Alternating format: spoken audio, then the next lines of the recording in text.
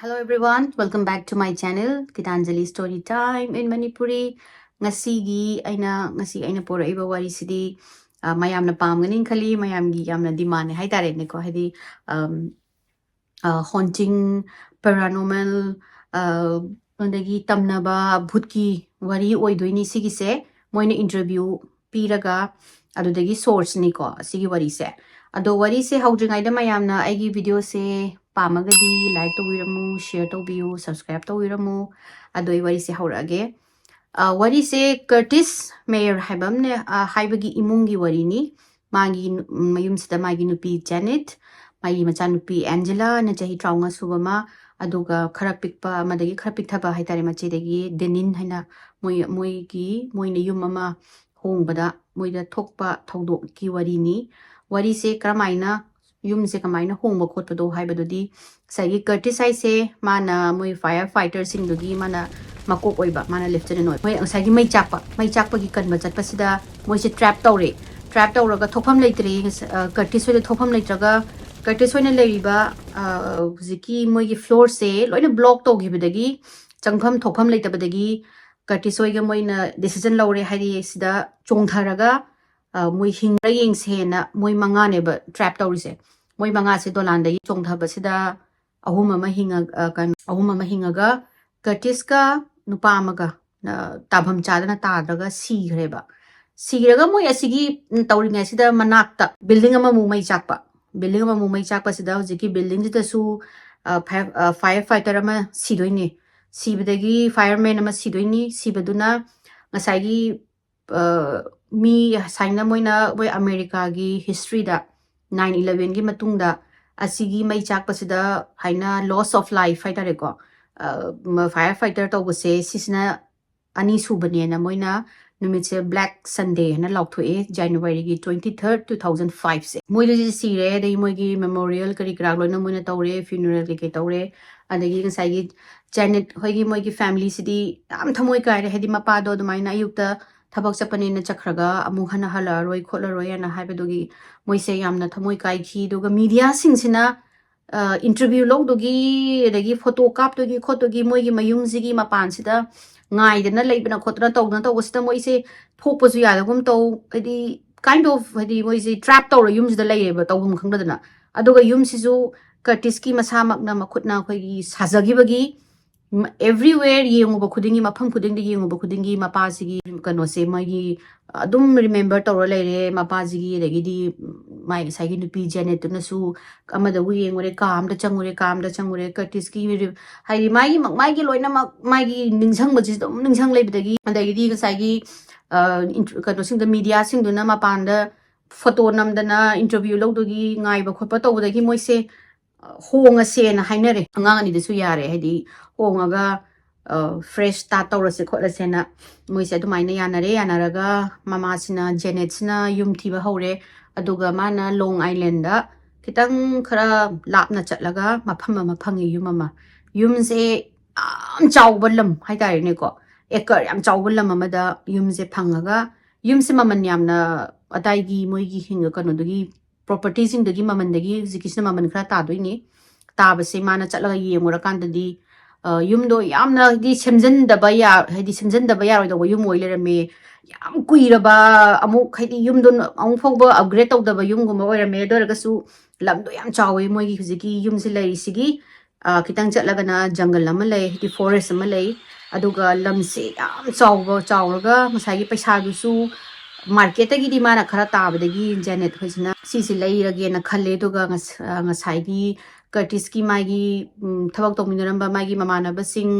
adai magi crewmate magi colleague crewmate sing duna su akhoi help tawbige nang yumse thugai ba khopai torga thugai raga hadi yumdo amuk sabada khoi je help tawbi khotke haibadagi Janet na yumse leiraga moise hongjalaga yumse hadi literally moina yumse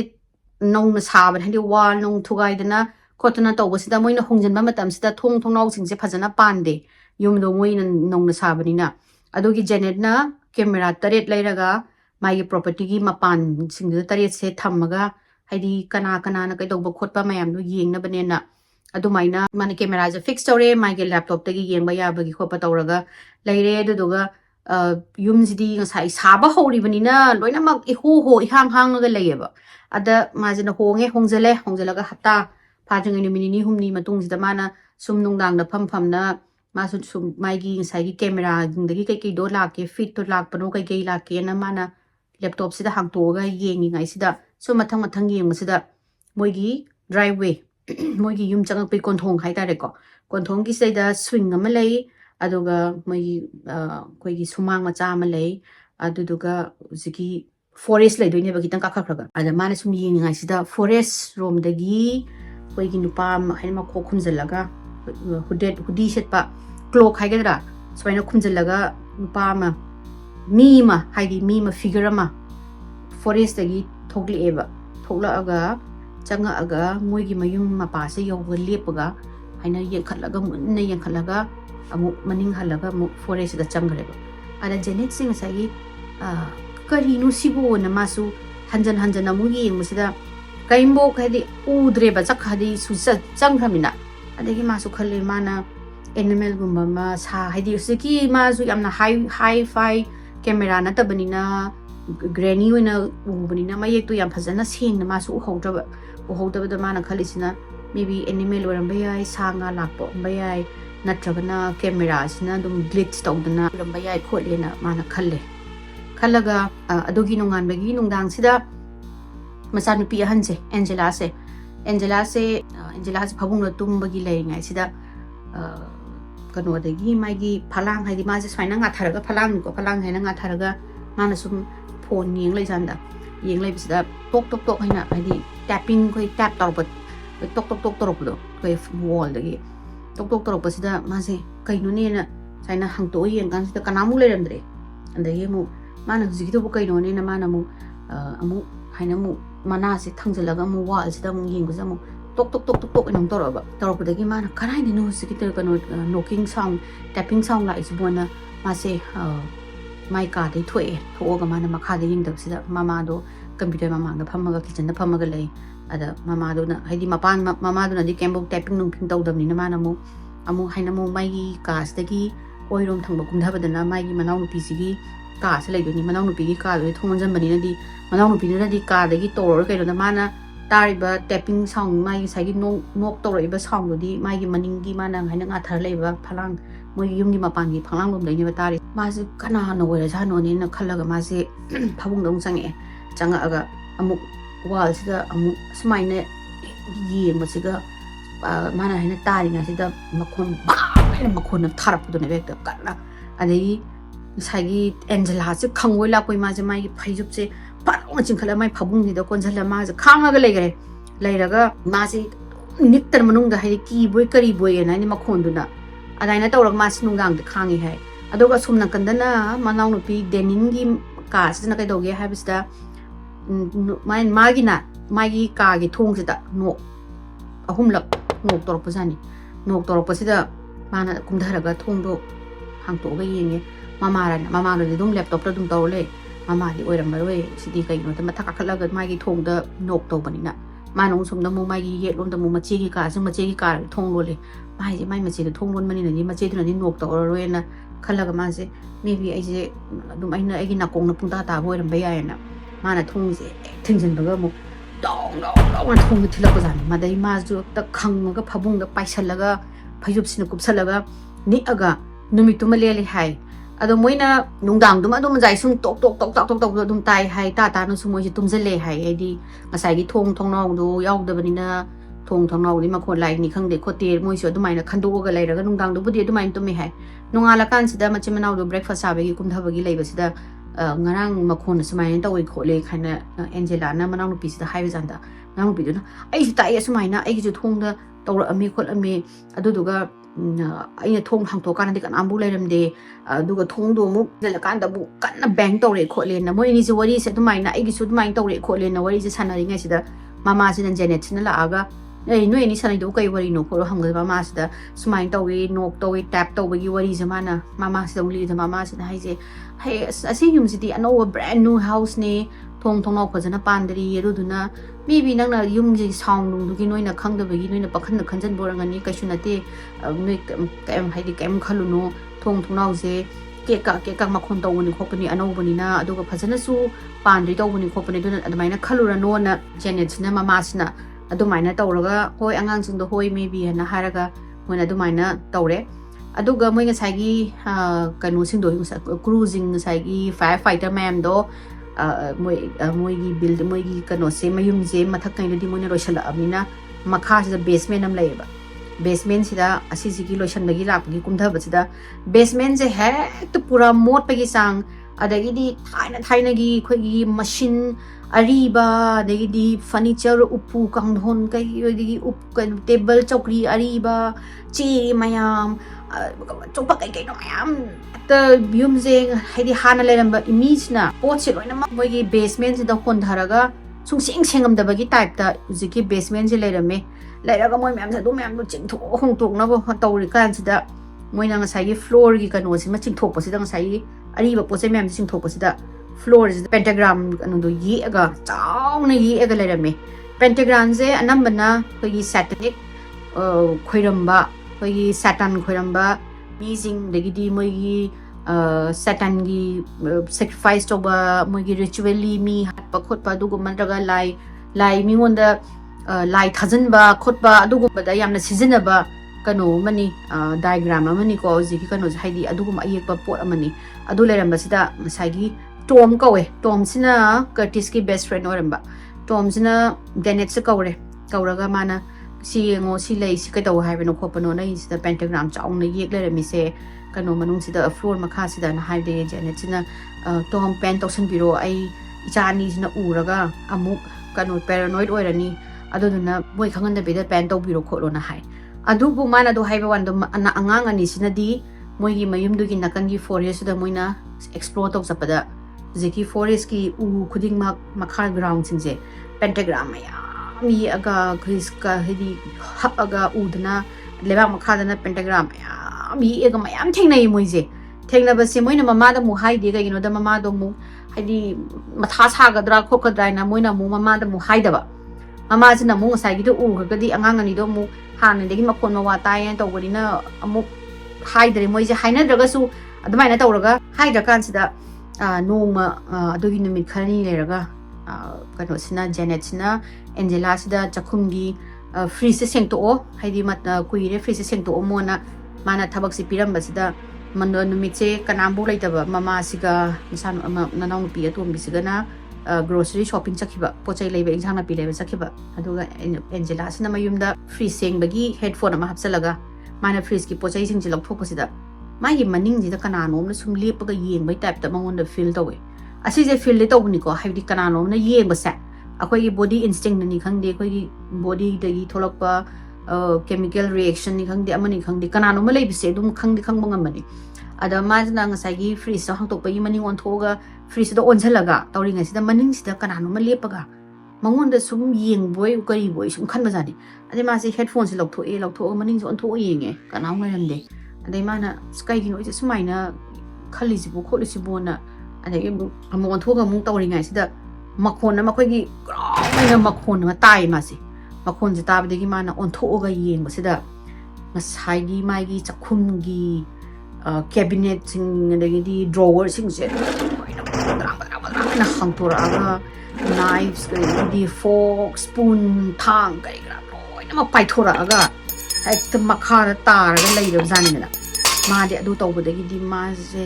ꯄꯥꯈꯠꯇꯅ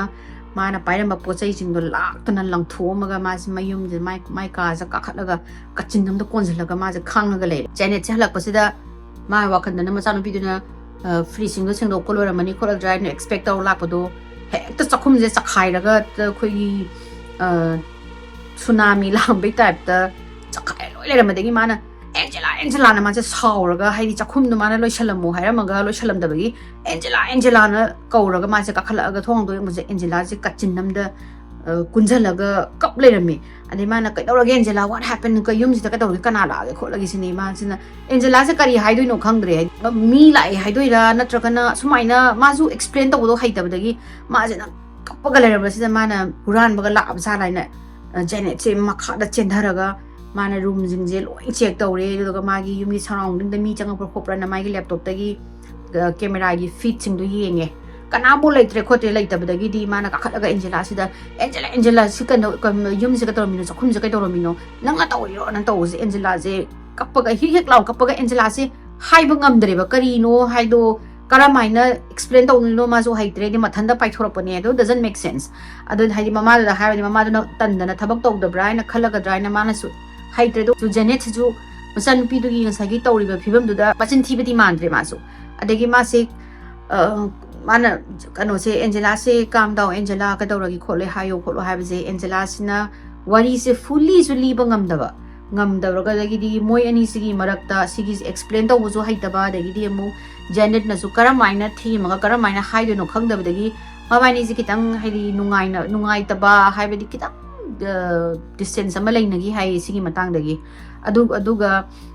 Angela se uziki incident dugi thodok dugi matang dagi ma se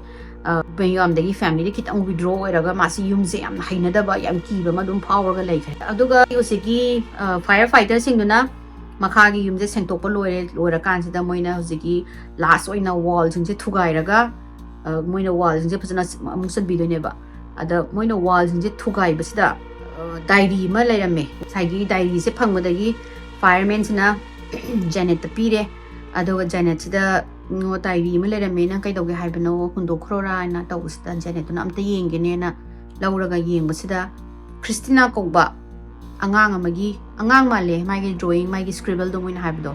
adudugi diary journal ama oilerame journal sida mana ibase 1927 na irame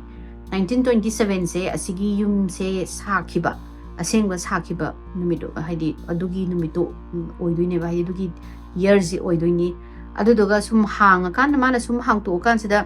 journal sida khoi diagram adegi satanic symbol adegi kaino haidi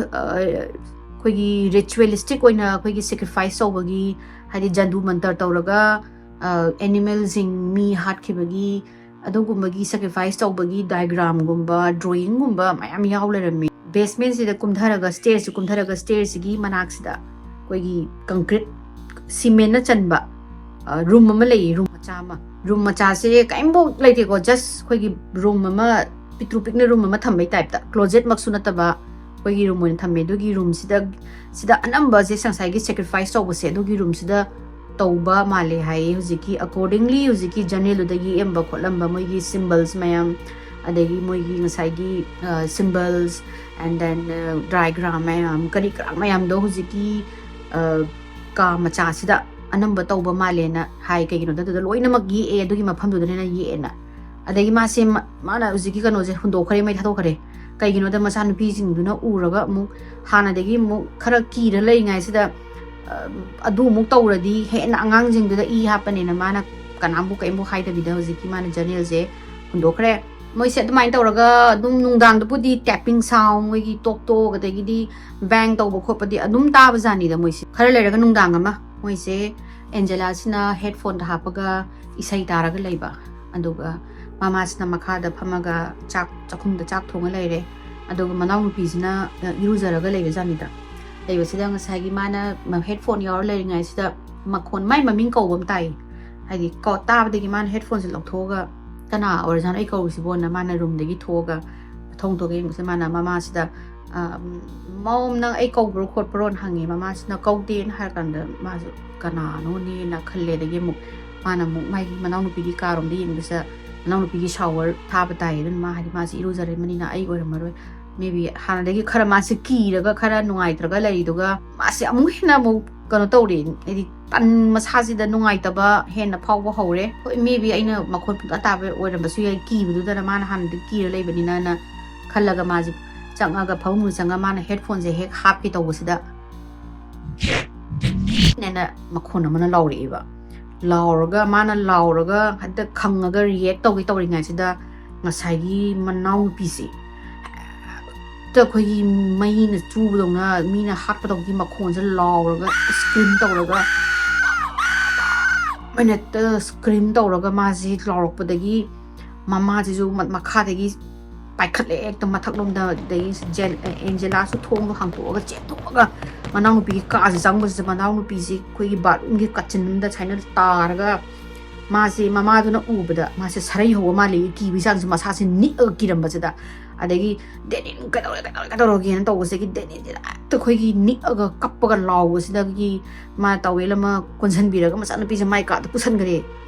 जेनेट्सना पुसलगा देनिन कदौरगे हंगसदगी देनिन जना आइने इरुजरिङाइदा आइगे मखोन ताइसनि हंब्रा मखोन तारगा आइने को येंगिङे कोंगा नुपा अमगी मखोन ले तारिजे अदुदुगा मोइजे सुमाइना खंगदे कनो मखोन तारगा आइगोंदा नाक्ता आइगे मनिंगदा लेपदौना तौवे अदुदुगा आइना ओन्थोइ येंगाकानसिदा shower glass मोइ इरुजबगी शावरगी ग्लासदा मखुतसिना सुमाइना थम्मगा आइगोंदा येंगेसिनि अदुदुगा हारग अंगांगसे कप्पगदगी देनी हैगी जेनेट सिजु कदौदुनो खंगद्रे माइ नुपाजु सिबो कुइदरी मयुम कैसु लोइ थादोगा सिदा लाए अदगी गसाई एंजेलाना मरोलमा साई मखोन मवा ताई हबने माना चखुमदगी पोचै मयम पाइथोकपगी मासे अदगी गसाई रिस्पांसिबिलिटी दो मादा ताहौरेदनको आई अमा ममा मोइरगा इचाजु प्रोटेक्ट तोकबा ngamde खोटे कमाइन तौरिनो खोलिनो न मासे दाइना मथौ आइसे याम नुंगाइत्रगा लेरगा मोइसे अदुगी मतुंगदगी एंजेला से हेना विड्रॉ तौखरेबा युमसिदगी हाइदे युमसिदगी ममा मपासिदगी हेना मासे तुमिन्ना लैबा वा ngangningdaba khotaba tauba hengare अदुगी इंसिडेंट दो अदुगी मतुंगदै मोइ हुमसे दुम अना मतमदा दुम लेमिनै हाय अदुगा माना लेमिनदबा नु मतमसिना माना ग्रोसरी गुम्बा चटपा नुंगधिन गुम्बा अंगांगाइसिना स्कूल गुम्बा का हरकांदा मासे दु मतमदा तोइना अंगांगजे अदुम मोइ हुमसे दुम लेमिनरे दि कइनो तौइदो खोलिदो मोइसे मयुमनो कदोइनो खोलिदो खंगदे कइनो मोइना एंजेलाना ngasai मचानुपीदुना मी मा लैना हाइबदा माना कोइ चेंजेलगा रूम खुदिंगी क्लोजेट खुदिंगी हांगतोक्तनी येंग खोले कनामु लैरमद्रे अदगी माना माइगी लैपटॉप तो सुमु फिट तो मु येंगे अदसु मु लैरमद्रे अद मोइसे यामना युमसिदा यामना नुंगाइबम खंगदना लैरगा ngasai एंजेला दुसु थौदो मयामदगी मासे मसासे मयुमदा सुम लैबजे नुंगाइतेना नोंमा नुंगदिन अमदी मोइना मोइगी सुमांग द स्विंग अम लैबदो स्विंग दुदा स्विंग दो माना हाइगेना माना स्विंग दुदा फम्मगा हा इसै तागेना मासे थोकपा एंजेला से थोगा माना स्विंग सिदा फम्मगा लैरगा ममासिना जेनेटसिना माइ थोनाउदगी उरिनि को मसानुपीदो माना उरगा सुम येंगगा मासे दुम फम्मगा इसै तारगा सुम साइगी माइगी स्विंग दि बार हाइबिदो अदो हाइरगा सुम लैबसिदा मासे लैजरसनो खोलसनो ना मासे कोन साइ कोन फेंगamba मासे कोन फेंगबा लोइरगा जेनेटसिना फमदरगा माना माइगी लैपटॉप से हांगतोगा साइगी वीडियो की फीड सिंग दो सुम मी लाकप्रा सा चंगकप्रा खोप्राना येंगबसिदा एंजेलागी फीड लाकपसिदा एंजेलागी मनिंगसिदा साइगी हुडेड क्लोक लिपा नुपादो अदुदो लेपगा एंजेलाई मनिंगसिदा लेपगा साइन माउंदा येंग लैबसे उरबा उबदगी एंजेला साइगी जेनेटसिना लैपटॉप से लंगथोमगा माना एंजेला लाउरगा चेंथोकजानिदा चेंथोकसिदा सुमना कंदगी एंजेला सिना ममास उद्रिङाइसिदा तो लाउरगा मना लाउरपजानि लाउरपदैदा ममासिसु चेंथो येंगानसिदा एंजेला से मखार हाइना सल्ला ता लेरमे तारगा माइ मखोंजे पाइरगा मासिगा आव तरो कप्पदगी वारा एंजेला कदौरगे हारा आइगी मनिंगदगी कनानोना कन्ना माजे इले इनमदा माजे तारगा माइ मखोंजे टेक्तोनी माना येंगानदि ngasai हुडेड ओइबा फिगर दो दुदि लैरमदरे अदुदुगा एंजेलागी माइगी एंकल जे टी लैरमे टेकपदगी डॉक्टर डॉक्टर दि येंगानसिदा डॉक्टर सिना माइगी एंकल से टे खोले ना माइगी कास नुंग हापीरगा थम्बीरे थम्मगा मासे मयुमदा पोरपदगी जेनेट सिजु मयुमसिदा लैफम जाबम जे खंगद्रे मचा अनि दुसु लैफम खंगद्रे अदगा माना मचा से एकदम 24 आवर अनमना सेनरगा लैरे मासु मपान चक्प खोपसे पाकथोक्तरे अनमना होम डिलीवरी गुम्बा अदुगुम्बा तौरगा अदगी अंगांग स्कूल काखिबा नतना माना मपाना मासु थोक्तरगा दुम लेमिनरे अदुबु नोंगदी ममासे फार्मेसी जता याद्रबा फोइसी फार्मेसी ददी मसागी याउद्रगदी हिदाक कोई पेन किलर के रिफिल तौबसे कोई पेन किलर कलगदी यादेको यादबदुदा माना हाइसे एंजेलादा मोइना माना ममादुगा लेमिनबा नुमित हुमनि मरिनिदि कैम तौद्रमनिना मा ngatang pung ama mutang ai hidak lauruge hali taung do chatlaga do kano di denin di mamana bigi mayum da legi na ngatang leiramo ado ai hidak phat lauraga lake ko na mama sina hairame ado angela do di learning the dois madi makhunguti cast to have laborina chat payadam in makhungus yung pam sapadam hana yung hadi anam matam the madi makhungus mind toroga laborina mazi mama chakano so haingam dai hidak su taka tamnina hoi haraga ai lairamagi khonamagi nang phone do nang speed dial lairabani atopa mi atopa huranjiti jangaga na 911 da kawro kholo aduduga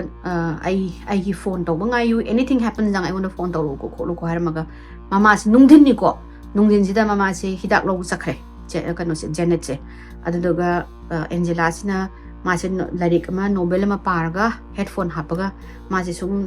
phammingai sida ngai tapping sound je hori ba ko tok tok tok tok aina adagi ma se masase swai laura ma se mi hunje ni chungi ma se kari no tawi si bon man headphone je saina lo tho o yeng ko ing kan sida makhon jung lep khre kem tawje adoga mai mamang sida upu mle upu ji gi thongi handle se kata kata kata kata kata nik pa hora kata kata kata kata kata adagi angela je ma se hek ta masam je loina yung khat khara ma je phabung dei chong dharaga phabung makha je da ka makha je kullaga ma se machin je khumma saina yenga mai gi machin je sumaina khummi khummaga mai closet ki area da yenga closet ki area je kata kata kata haraga thongje ke tawra hangtura ko degi angela je tamadi mai thamoi je pai thokha jani da thamoi je ma je du tong ma je machin je tawra khumjalaga lai aduduga makhong ani huzigi closet se sidagi makhong ani tholi musinga mana tholak pasine room je pungnam ni pungnami apumbagi flash apumba sa apumbagi manamdo adum mai nam majani du thoklaga khonje kar launga makhonje thoi ji bido khoi kanu gi type cricket na tin na khong bai type ta aduga mi gi makhong ni duga makhong mai unsa jin je loina patpagi type tawraga koi chatlaga thoklaga upuzegi chatlaga ma sagi angela do kai chakhari ka haibai type ta thiraga leiraga thongje hangtoga moigi moi makhagi moi chakhumgi living room ma kumdhagi jani kumdhabi makhonje ke kan kumdhana taraga mari sumna kanda machin mana menjala leini ko aduga chap lep khraba lepa makhonje taraga man laida khoirami se ai ka jangbirakta ba ma ja laida khoirama leire aduga second level dong na hojiki makhongi chekhla ko jani hojiki kan hoje figure je chekhla ga abla ga hojiki angela gi na mai phabung jigi manak sida chap lep khari lepaga angela ri sumna kanda madi wan thador ba nom tawraba aduga mai phabung da kakhatlaga ke long kakhala phamma khoi gi phamda gi phabung spring gi phabung oi bagi spring na git long phamda do adu mai phamda gari atta sumda angela gi mapi ge taraga madi so ga jo phom ngam da madi loi rabani ko aduga ki na sagi spring do lengaga aina dong long yung tharap aga ne mana ne sagi nupa sagi figure sina yung tharaga angela ja hina yung tharaba aduga yenga aga masak sina apumba akhoi ni mai khoi gi mai ga sakhibagi khoi body apumba gi sakki diman gi sak tawraga mangonda haina up down ni ko yeng se saina luk tharaga ni ko yeng sina angela ja makara sain tar yeng lai ni ko mangonda mon yenga mai mang yenga angela ji sagi amoi ani do ai do lok tawraga angela ji to lorab jani ma di mana scream do se arui bina mana scream tawra jani tawdagi makok to mu thangal khrai do makha dong phammaga masai mane dum scream taw lai khamni ko angela di aduga phammaga kumtharaga mo gudung yum chen chanai amu chakhum da mu chatpagi makhon tai manaw nu pi karom da changmagi mu gudung tawraga